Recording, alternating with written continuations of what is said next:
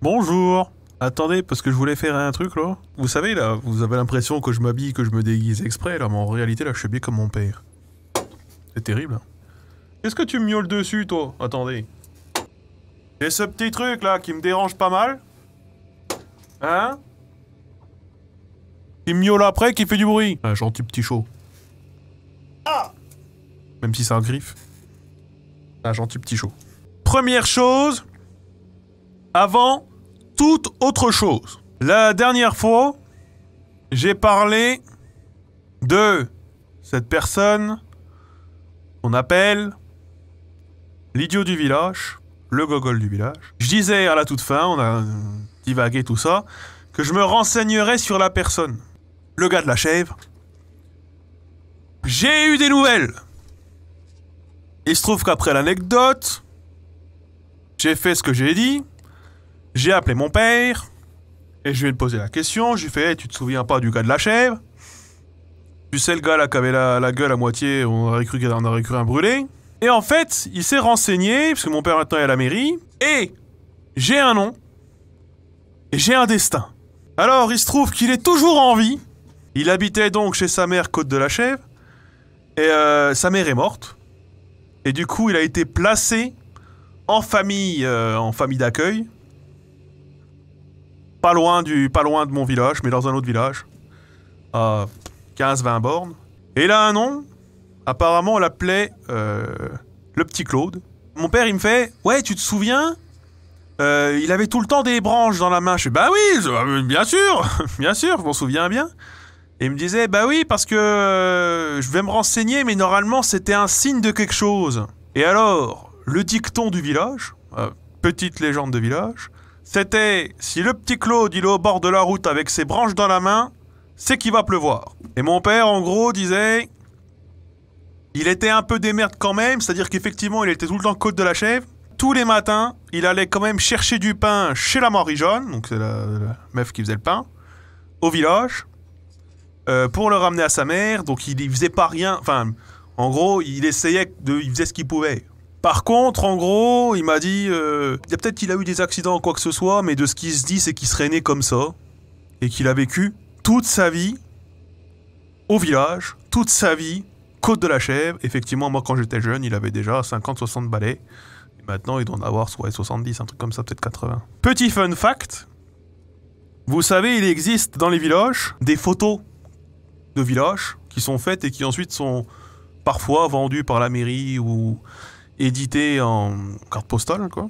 Et je vous jure que c'est vrai, mon père me l'a envoyé, que j'ai une des photos d'époque, de la chèvre, des années 70. Alors je vous la montre là, je sais pas si vous allez pas bien la voir évidemment, mais ce qu'il faut voir, c'est que c'est sur cette photo des années 70 de la chèvre, il y a le petit Claude qui est au bord de la route. Il a pas les branches, donc c'est qu'il devait pas pleuvoir. Du coup j'ai dit à mon père, faudrait se renseigner un peu plus, parce qu'en fait ce que ça veut dire c'est que le Claude c'est la mémoire du village, quoi. C'est une caméra de surveillance vivante. Et donc moi j'aimerais bien en savoir encore plus, s'il y a moyen. Donc mon père m'a dit, je vais me renseigner, tu vas voir que je vais me renseigner, on sait jamais. Alors c'est une question qu'on me pose souvent et à laquelle je vais répondre de nouveau, hein. On me demande toujours, mais est-ce que tes histoires que tu racontes, elles sont vraies? Les histoires sont véritables. La seule chose qui change, c'est le nom des gens. Voilà, quand c'est des gens où ça peut être, si jamais on les reconnaît, ça peut être problématique parce qu'ils n'ont pas forcément envie qu'on pute sur eux ou qu'on en parle dans des conditions ou dans des termes où ils veulent pas. Du coup, je change juste les noms. Mais sinon, tout le reste est vrai, évidemment. Tout le reste, les faits sont vrais. Et le petit Claude, je le dis, puisque mon père m'a dit, c'est le petit Claude. Le petit Claude, pour le coup, c'est son vrai nom à lui. Et c'est, j'espère, pas une façon de se foutre de sa gueule, pas du tout. C'est sa vraie identité, et justement, d'habitude, je change les noms des gens parce que je connais le nom des gens. Et que j'ai pas envie que ça leur tombe dessus. Et lui, je ne connaissais pas son nom. Et justement, au moins, bah, je vous le donne. Je vous le donne, son nom à lui, parce que... un peu hommage au petit Claude, quoi. Hommage au petit Claude. Et donc, c'est vraiment son nom, Claude. Tu parles du chauffeur de bus malvoyant. Alors, j'avais complètement oublié, mais mon père m'a parlé de ça aussi. Maintenant, mon père est à la mairie. Et mon père m'a dit... Putain, on a des affaires, là, avec un chauffeur de bus... Parce que maintenant, du coup, il y a un regroupement scolaire des écoles primaires. Donc, du coup, il y a les enfants des écoles primaires qui doivent prendre le bus pour aller dans d'autres villages pour aller à l'école. Et il me dit, putain, on a un chauffeur de bus qui monte sur le trottoir, il nous fait peur à chaque fois, on a dû faire quelque chose. Alors, je me pose naïvement la question de savoir si cet homme a un bus blanc. Et s'il est très vieux. Mon père a l'air de dire, oh, je sais pas trop, tu sais, c'est les cars machin, donc je vous donne pas le nom de la société, là, mais donc ils ont à peu près tous des cars différents, mais tous des vieux cars, peut-être bien. Mais ouais, c'est un vieux, ouais. C'est un vieux qui devrait être à la retraite. A priori, il me dit mon père. Et du coup, il m'a dit que la mairie... Je sais pas si c'est lui, hein. Je sais pas si c'est lui, mais si c'est lui, putain, il doit vraiment être très vieux maintenant. Faut partir. Faut partir, monsieur, vous voyez plus rien, il faut arrêter de conduire des bus. Hein, faut arrêter de traverser les nationales et monter sur les trottoirs et écraser les enfants de 8 ans. Hein. Au bout d'un moment, faut arrêter, quoi. Du coup, avec la mairie, on a décidé de mettre des pots de fleurs au bord de la route. Soi-disant, c'est pour faire joli. Parce que mon père, il est chargé de l'embellissement du village à la mairie. Alors qu'en fait, le but inavoué, c'est d'empêcher que le chauffeur de bus monte sur le trottoir pour écraser les gamins. Autre info, j'ai une surprise pour vous. Vous allez voir, vous allez tout de suite comprendre. Est-ce que vous voyez ce que c'est, ça? Est-ce que vous comprenez ce que c'est? Ça, là. C'est le canapé. La personne qui était venue dans le chat et qui a dit « Je viens de Filly ou je sais plus d'où, je ferai la route jusqu'où t'as dit que c'était et j'irai voir s'il y a le canapé. » Eh bien, il a fait la route la semaine dernière et il m'a envoyé une photo du canapé. Encore une fois, tout ce que je vous ai raconté sur l'anecdote du cambriolage, encore, voici une preuve matérielle que tout était vrai. Tout était vrai. On a des preuves. On le sait. Et alors, sachant que ce canapé est là abandonné et que j'ai la confirmation qu'il existe encore, je l'ai dit à mon père. Voilà, je raconte des anecdotes du village sur Twitch. Et il se trouve que j'ai raconté la fois où j'ai volé un... Alors, j'ai pas tout dit. J'ai pas dit que j'ai traversé la voie de chemin de fer. Hein. Surtout pas, mon père était cheminot, vous vous rendez pas compte. Je fais, voilà, c'est vrai qu'on avait volé un canapé, alors je lui dis, bon bah c'était avec machin et trucs, il les connaît encore, hein, mon père. Il les connaît encore, il a même fait du commerce avec l'un d'eux. Celui dont je vous disais qu'il a fait un peu des trucs de prison, peut-être pas de la prison, mais il a eu des problèmes avec la police. Du coup, je lui dis, bah, les canapés que j'ai volés, etc. Et donc, du coup, je lui parle de l'histoire, je lui raconte l'histoire, en pas tout racontant, en me disant, je lui ai jamais raconté ce genre de choses. Et en fait, il était fier. Mon père, quelque part, ça l'a rassuré. Il a dû se dire, putain, il était chiant quand il était jeune, il était tout le temps à la maison à jouer à la PlayStation. Il a lui raconté que j'ai volé le canapé d'un campeur. Mon père m'a dit, oh bah tu sais, nous quand on était jeunes, on allait dans la baraque de chez machin, donc une baraque qui était à côté de là où il habitait, et il y avait encore tous les meubles et tout, parce que le gars, il devait être mort ou je sais pas quoi, ou il était jamais là ou je sais pas quoi, du coup on allait jouer là-dedans, et mon frère, une fois, il a ramené des fusils. De la maison abandonnée. Moi, j'ai jamais volé des fusils dans une maison abandonnée, donc je pense que le vol de canapé, finalement, est plus acceptable. Et aujourd'hui, les choses sont déjà bien différentes, avec Internet, avec les jeunes d'aujourd'hui ne sont pas les jeunes de quand moi j'ai grandi en Haute-Marne, donc déjà, en 20 ans, il s'est passé vraiment un changement complet, mais alors 20 ans plus tôt, je vous raconte même pas à quoi ça ressemblait, quoi. Et du coup, mon père, non, il m'a dit que non, bah, il connaissait pas de campeur qui avait machin. Et alors, juste, il m'a dit, par contre, que le gars qui possédait le champ, avec la petite cabane en bois, là, pour le foin des chevaux, dans lequel on avait fait la cabane, ce gars est mort, par contre. Ce gars est mort, était vieux, il est mort. Le témoin, vous savez, celui duquel on avait peur.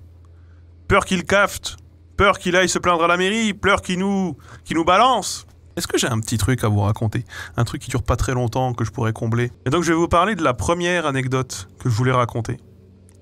La toute première que je voulais raconter à la base, quand je pensais à...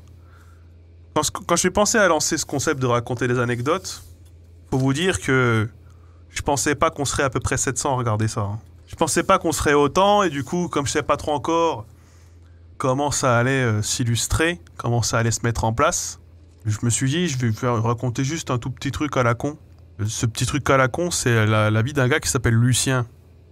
Pas la vie. La mort, surtout. Voilà. Puis je me disais... Là, pour aujourd'hui, en plus, je me rends compte qu'il n'y a pas assez de morts dans mes histoires. Il va forcément falloir que j'en intègre, parce que sinon, on a quand même un certain standing à tenir. Mais en fait, c'est ça qui m'y a fait penser. Quand je rentrais de l'école, à pied, que je rentre de l'école ou que je rentre du collège, en fait, ma maison était située dans la boucle d'un lotissement. Je devais forcément passer par la gauche ou par la droite de la boucle, ça dépendait avec qui je faisais le trajet, avec quel copain je voulais rentrer à pied. L'échiquier social faisait qu'on passait plutôt par la route de tel copain, et souvent, moi je choisissais pas, parce que j'étais pas celui qui avait le capital social pour négocier ou imposer mes conditions. Mais bref, c'est pas trop la question. Et il y avait un des chemins qu'on prenait qui nous faisait longer tout un verger, qui, à la base, avait été acheté par un gars qui habite là, par un des vieux qui habite au lotissement, à l'époque où le lotissement n'était pas un lotissement. Et donc il avait plein de terrain, le gars pensait pas du tout que ça allait construire à balle des baraques à côté, quoi. Ils étaient plusieurs, ils étaient toute une famille, ils étaient une famille complète, quoi. Il y avait vraiment les cousins, les fils, les machins, c'était un peu une dynastie de village, quoi. Et du coup, nous, quand on rentrait, quand on était en primaire, mais surtout quand on était au collège, on passait souvent le long du verger pour taper une ou deux pommes sur le chemin du retour, une ou deux pommes qui poussaient là dans le verger. Puis la plupart, elles étaient éclatées au sol. La route côté verger, c'était dégueulasse. Il y avait plein de pommes pétées, écrasées, pas récoltées, quoi. Sauf que le vieux Lucien, à qui appartenait le putain de verger, lui, il était pas d'accord avec le fait qu'il y ait des petits jeunes à la con qui habitent dans le lotissement dont il voulait pas, qui piquent ses pommes, qu'il voulait garder, ou plutôt qu'il voulait laisser pourrir. Du coup, il nous gueulait un peu dessus des fois. C'était très rare qu'on le croise, parce qu'en fait, il habitait pas tout à fait à côté. Enfin, il habitait genre dans une rue à côté, donc du coup, il nous voyait pas. Mais ça arrivait quelquefois qu'il soit dans son putain de champ, ou qu'il soit pas loin, et qu'il nous gueule dessus. Évidemment, il gueulait, voilà, bon, les jeunes, vous nous volez, les jeunes, bande de merde. Donc moi, c'était surtout le Gilles Genot, qui était un pote à moi. Un pote à moi, c'était mon voisin, c'était le fils du bébé. Lui, souvent, il tapait les pommes et il tapait les poires. Mais légalement, on était censé avoir le droit, ça dépassait au-dessus de la route. Nous, on nous avait dit, légalement, vous avez le droit. C'est nos parents qui nous disaient ça, je ne sais même pas si c'est vrai. J'en sais rien. Toujours est-il que Lucien ne le voyait pas comme ça. Donc, après avoir gueulé plusieurs fois, il a quand même fini par nous surprendre avec... Je ne sais pas si c'est tout à fait la vérité, très honnêtement. Mais il m'a semblé, à moi et à mon voisin, il s'agissait d'un fusil. Et on s'est dit, putain, franchement, il va un peu loin. On s'est barré en courant. On s'est complètement barré en courant, évidemment. En vrai, qu'on se le dise, je pense que la plupart des gens à la campagne se sont fait tirer dessus pour une histoire de pommes ou de verger. Mais je ne crois pas qu'il était chasseur, en plus. Ou en tout cas, il était trop vieux pour l'être. Et le truc qui est très drôle, c'est que le vieux Lucien... C'était aussi, et ça je l'ai su parce que j'ai fait du KT, je vous en parlerai du KT aussi, putain. Et le vieux Lucien, je trouvais que c'était quelqu'un qui allait tous les dimanches à la messe. Le partage, Jésus, Dieu. Par contre, dès l'instant qu'il était confronté avec un gamin de 6 ans, oh, on avait plus de 6 ans, un gamin de 10 ans qui piquait des pommes, perdait un peu son sang-froid. Le Lucien, à un moment, par contre, il est mort. Il est mort, et comme il est mort un 1er avril, et du coup on s'est demandé si c'était une blague ou pas. Et non, il se trouve qu'il est mort. Et c'est terrible, parce que probablement il avait une famille, il avait plusieurs petits-enfants qui vivaient dans mon village, des gens à qui je suis allé à l'école, qui probablement devaient être très tristes. Mais nous on était, en fait, extrêmement soulagés. C'est un vieux qu'on n'aimait pas. Il nous cassait les couilles. Et donc quand on s'est dit, putain, le verger, ça devient un peu friloute. Bon, ça l'était pas tout à fait, évidemment, mais on n'a plus jamais été emmerdé après. Et on a fait des conneries dans le verger, un peu. On a notamment fait de la tyrolienne, beaucoup. En fait, il était en contrebas, il y avait un dénivelé, il y avait une tyrolienne. Sauf que la tyrolienne en question... je vais pas vous mentir qu'on faisait ça sans protection aucune. Juste à s'accrochant avec ses bras à un bâton, Là, ça n'a pas été non plus les moments où on était les plus malins. Donc voilà, c'était du SAV, On a parlé du canapé, du petit Claude et du chauffeur de bus. On a fait du petit débrief. Il y en aura d'autres, des petits débriefs, en fonction, au gré des anecdotes venant, et au gré de ce que je vais apprendre au fur et à mesure, évidemment que je ferai des débriefs. Je ferai un peu radio village.